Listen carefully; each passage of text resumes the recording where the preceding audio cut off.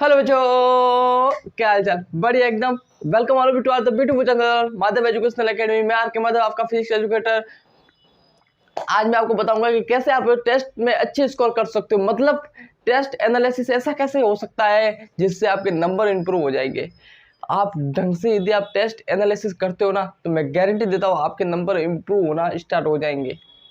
और ज़्यादा तो नहीं कहता, लेकिन इतना पता है कि 7वें से 8वें टेस्ट के अंदर ही आपके नंबर इंप्रूव, आपको डिफरेंस दिखेगा कि पहले टेस्ट के नंबर और अभी के टेस्ट के नंबर आपको डिफरेंस दिख जाएगा।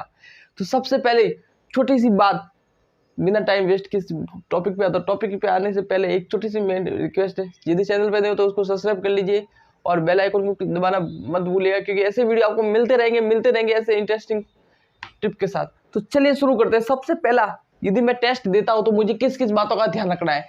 सबसे पहली बात, टेस्ट देते वक्त एक चीज का आपको मेनली ध्यान रखना है। वो क्या है? ऐसी चीज, वो चीज है कि ये टेस्ट मेरे नीट का टेस्ट है। आपको दिमाग में ये होना चाहिए। ऐसा नहीं कि मैं सिर्फ मॉक टेस्ट कर दूँ। ये अगर थ्योरिटी आपकी रहेगी ना, दिमाग में ये रहेगा ना कि मैं सिर्फ नीट का एग्जाम के दिन सीरियस होकर दूंगा, तो फिर टेस्ट में नंबर देंगे भाई। सबसे मुद्दा यही है, सबसे बड़ी तो बात यही है। यहीं पे नंबर आपके इंप्रूव होना स्टार्ट कम हो जाते हैं।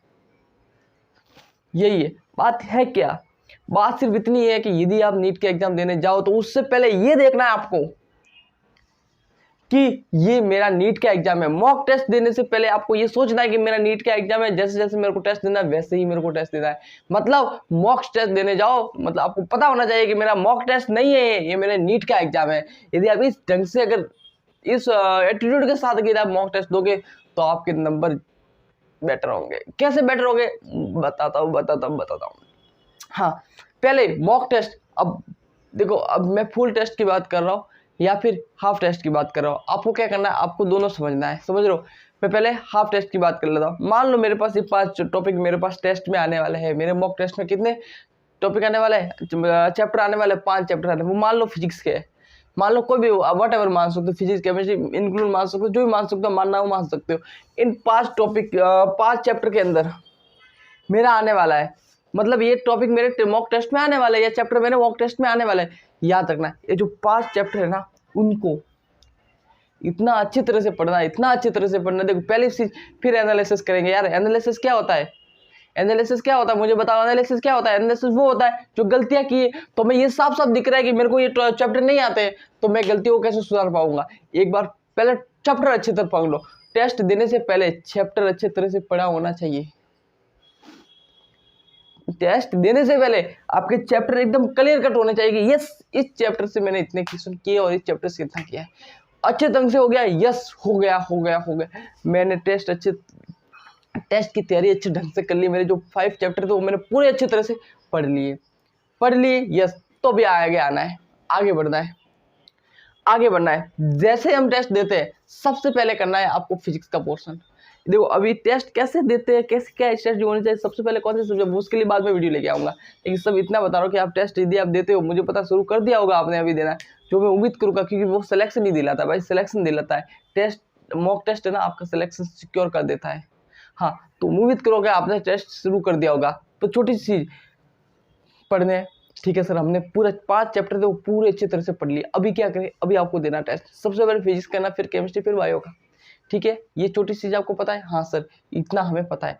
तो फिर और क्या करेंगे? और एक छोटी सी चीज ये करेंगे कि यदि मेरा फिजिक्स की बात करता हूँ, यदि मेरा मान लो मेरे पास 20 क्वेश्चन आए फिजिक्स, कितने क्वेश्चन आए? 20। 10 क्वेश्चन आपने कर लिए और 10 क्वेश्चन नहीं कर पाए।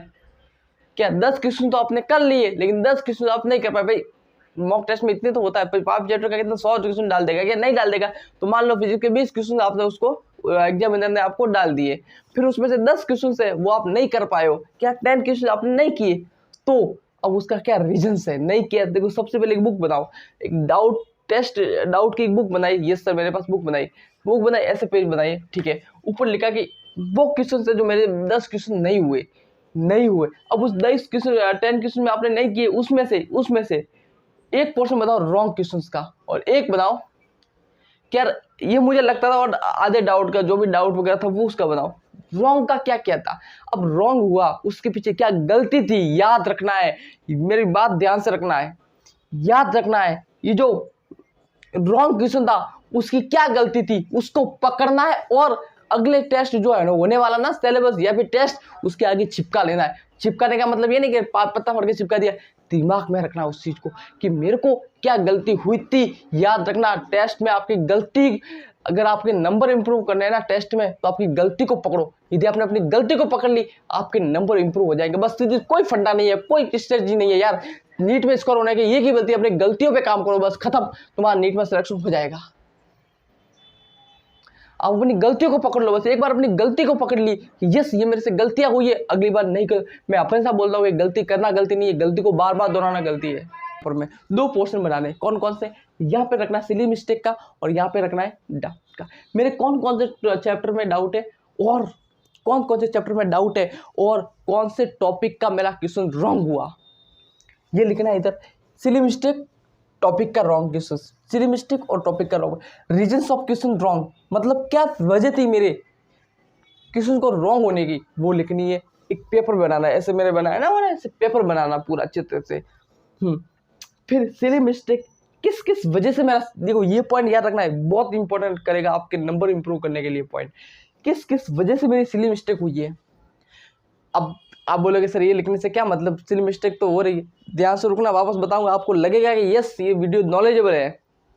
ये किस किस सिली मिस्टेक किसकी वजह से हुई, चाहे वो टाइम मैनेजमेंट का हो सकता है, चाहे मेरी गई में क्वेश्चन जल्दी से हो गया, जल्दबाजी का पिक हो सकती है सिली मिस्टेक।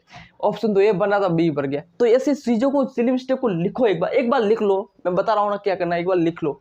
लिख ली, यस लिख ली। अब चलना है इस पे कि मेरे कौन कौन से क्वेश्चन रॉन्ग हुए, मेरे को नहीं आ रहे थे या तुक्के मारे, तुक्के मारा हुआ क्वेश्चन आप ध्यान से रखना है।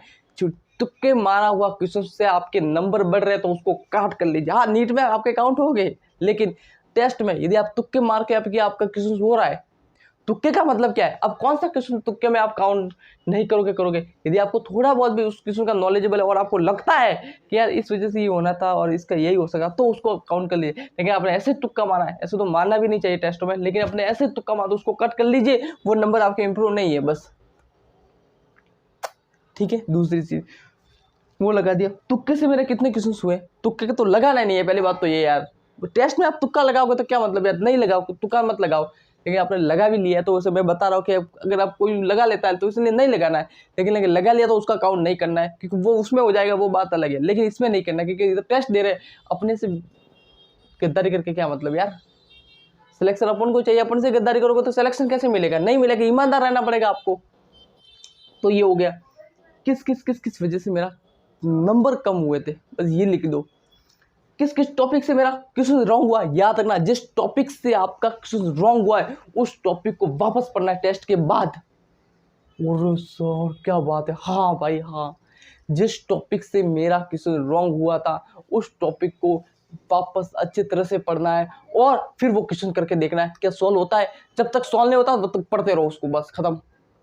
क्यों, गलती करना गलती नहीं है, गलती को बार बार दोहराना गलती है। एक बार गलत हो जाएगा दूसरी बार थोड़ा होगा। हाँ फिर जो मेरे सिली मिस्टेक हुई थी उसको मैंने पेपर बना लिया। फिर वो पेपर कब देखना है पता है, वो पेपर कब देखना है पता है, जब दूसरा टेस्ट देते ना तब एक बार देख लो वो सिली मिस्टेक को, इस वजह से मेरा रॉन्ग हुआ था, इस वजह से रॉन्ग हुआ था, इस वजह से रॉन्ग हुआ था।